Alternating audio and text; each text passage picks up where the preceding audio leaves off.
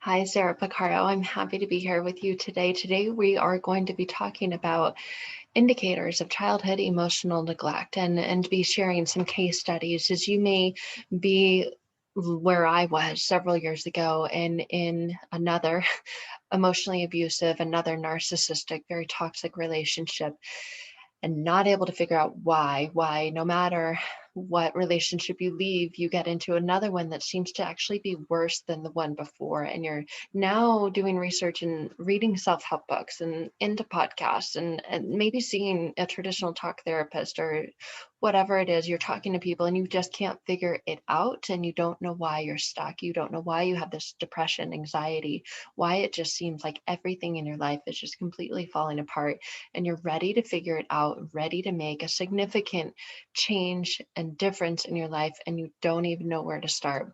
So, we're going to start today by talking about the root, talking about where it actually all comes from, the origin of it, and share some case studies and examples, which I imagine you will see yourself much like these people.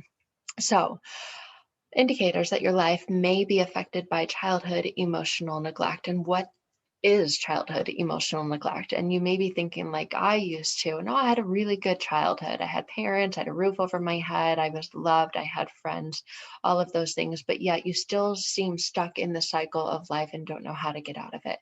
So here's an example of one of my most recent clients. We're going to call her Melanie. So Melanie found herself wandering while, or her mind, she found her mind wandering while driving home from work one day. And don't we all do that, right? If I were to ask you, hey, describe the drive for me from home to work, you most likely would go, I don't, I don't really remember it. Why? That's weird, right? Uh, I am a hypnotherapist and rapid transformational therapist, and that is a form of hypnosis. And a lot of people say, "Oh, it's brainwashing, it's mind control." No, it's not. It is that very much. Just like Melanie, when she found her mind wandering while driving from home to work, and its ability to focus and be present, but your mind is kind of drifting off, going off somewhere else. So, sorry, a little side note here, but Melanie was constantly finding her mind wandering because the company she was with had been undergoing really significant changes, and it had her worried. She hadn't been able to sleep.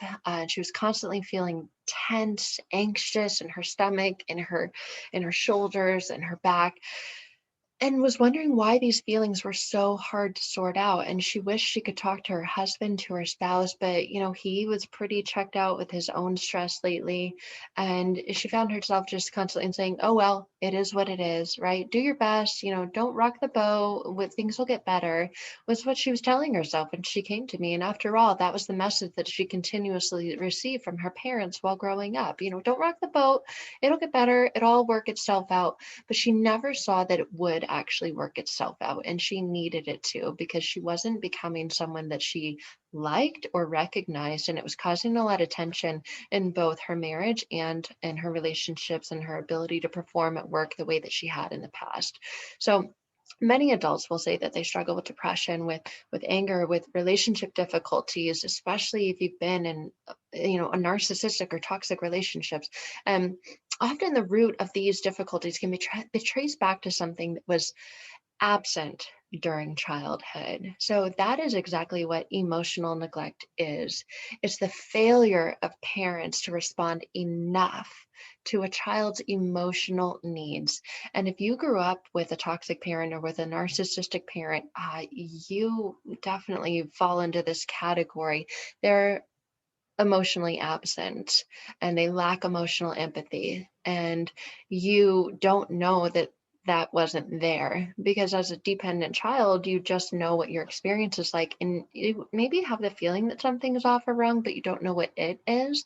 So emotional neglect occurs when a parent fails to notice, when a parent fails to attend to, or when a parent fails to respond appropriately to a child's feelings. And this is, like I said, very prevalent if you had a narcissistic parent. So how may this play out during adulthood? Because you become an adult and you realize, I've got no contact with my parents. I know that they're toxic, and we don't communicate anymore.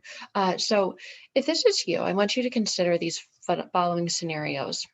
I have a couple different clients that I've worked with.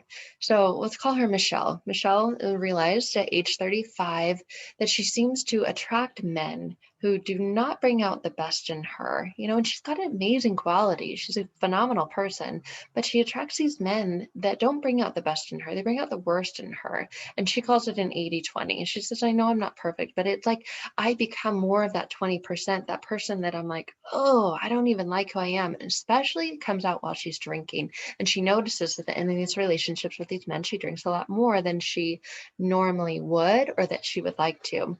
And they don't seem interested in helping her become the best version of herself, but that's what she wants to be, is become the best version of herself.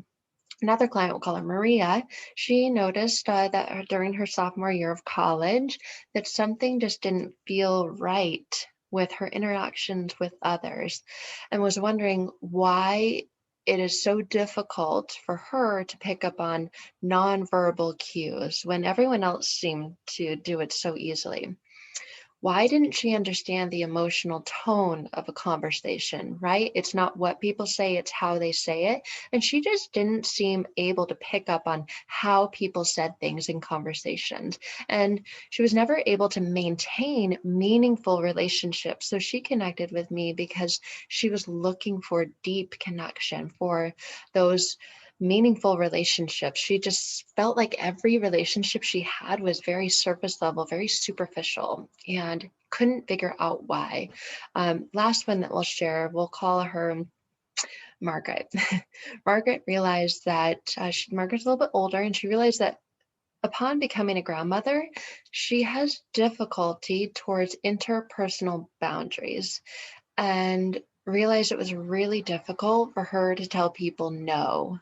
She felt bad. She felt guilty for telling people no, and always said yes, even when she didn't want to. Even when she wanted to say no, she still said yes. And it was like she couldn't figure out why her mouth and her brain felt disconnected, and why it was so hard for her to use her voice with others. She actually even developed a really nasty cough, and it was expressing and manifesting itself physically, this inability to speak her mind and her voice. So going back to individuals who've experienced childhood emotional neglect, they go through life experiencing much pain. They go through life experiencing relational turbulence. If you look back on your relationship resume, all of these relationships just seem so crazy, so up and down, so turbulent, and often have this overall feeling that something's just not right. And they have not learned to identify and validate their own feelings, much less those of the loved ones in their life. And they have loved people in their life. They have, children, they have spouses, but they're not able to really deeply connect with those because they can't validate their own feelings. So it's important to note that oftentimes emotionally neglectful parents are very well intended. They're very kind-hearted individuals. That's why most people can't identify with it, because they say, I had really good parents. My parents loved me. I had a great childhood. I had a perfect childhood. Emotional neglect often occurs in homes where parents did not experience emotional safety and nurturing in their own homes while they were growing up. And so emotional neglect can occur in a variety of environments, and its impact is often lifelong unless it's addressed in a therapeutic setting and relationship, not through reading a self-help book or listening to a podcast, but about you going within yourself to make these interconnections and about you getting to the root cause of it. So again, to reiterate, it's what didn't happen during childhood can be just as damaging to the development of a whole, happy, healthy individual as what did happen. So here are a few indicators which may suggest that you may be living out of what you didn't get from childhood, that you may be experiencing childhood emotional neglect. The first one is that you experience guilt or anger towards yourself for having feelings. I feel awful saying this, but I really don't want to go to such and such, an invitation or activity with whoever invited you. Emotionally neglected children often grow up apologizing for their own feelings. They say, I'm sorry all the time, even when they didn't do anything wrong. It may be something as simple as like crossing someone's path when you're walking into a grocery store and you accidentally step in their way and you go, oh my gosh, I'm so sorry. I'm so sorry. I'm sorry. I didn't mean to step in front of you. Ugh, and you get really uncomfortable and you apologize for your own feelings.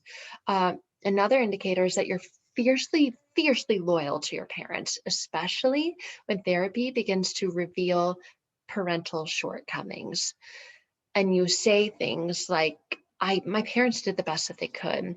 And you take this defensive stance. So, since individuals who have been emotionally neglected cannot recall what their parents didn't do, they tend to blame themselves for their difficulties. Another indicator is that you have minimal memories from childhood. You have tons of experiences, but you have minimal memories from childhood.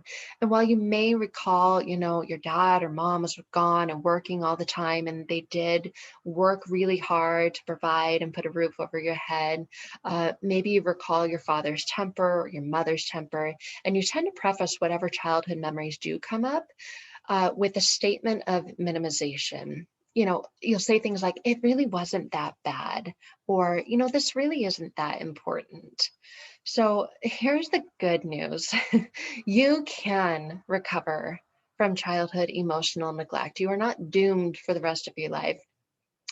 And that is exactly and precisely what we focus on in therapy, specifically with hypnosis and rapid transformational therapy. You learn things like how to understand, identify, and express your emotions, how to voice those emotions, those thoughts, those opinions.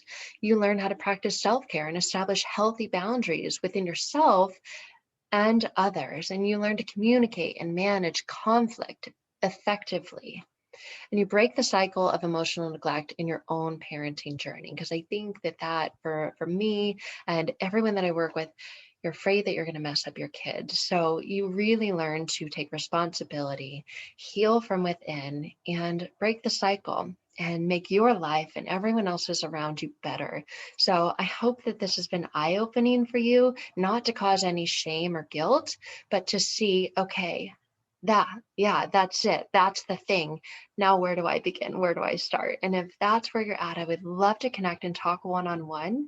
There is a link in the description below this video that we can do just that simply by visiting my website and clicking on book a call. So thank you for watching this video again, and I look forward to hopefully connecting with you soon. Remember to like and subscribe to my channel if you like this video and you feel that this is you and want more information. Thank you guys. Happy healing. I look forward to connecting soon.